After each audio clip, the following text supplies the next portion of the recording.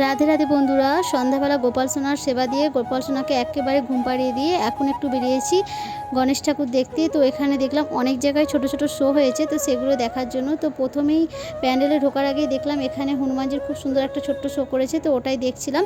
তো ওটা দেখার পরে আমরা ভেতরে যাব গণেশ ঠাকুর দেখতে। এছাড়া ভেতরেও প্রায় 15 থেকে 20 মিনিটের একটা ছোট্ট শো রেখেছে।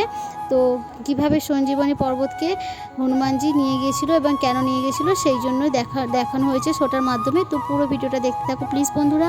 ভিডিও ভালো লাগলে লাইক শেয়ার কমেন্ট করবে, আর তোমরা যারা আমার চ্যানেলে নতুন হয়ে আছো চ্যানেলটাকে সাবস্ক্রাইব করে প্লিজ আমাকে একটু সাপোর্ট করবে।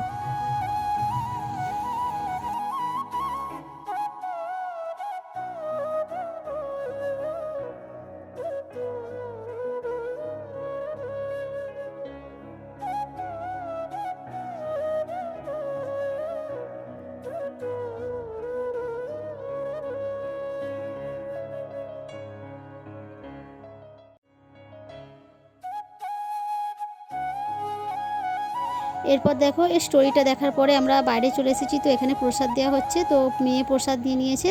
তো এরপরে আমরা চলে যাব অন্য একটা গণেশ ঠাকুর দেখতে। তো দেখতে থাকো এখানে কিভাবে গণেশ পুজো হয়, আর প্রত্যেক দিনই এখানে গণেশ ঠাকুরের প্রসাদ দিয়ে থাকে। এছাড়া খুব ভালো ভালো গণেশ ঠাকুরের প্যান্ডেল গণেশ ঠাকুর করে থাকে বন্ধুরা। তো দেখো আমাদের এখানে হায়দ্রাবাদে কিভাবে গণেশ পুজো হয় সেটাই তোমাদের মধ্যে আজকে শেয়ার করছি বন্ধুরা।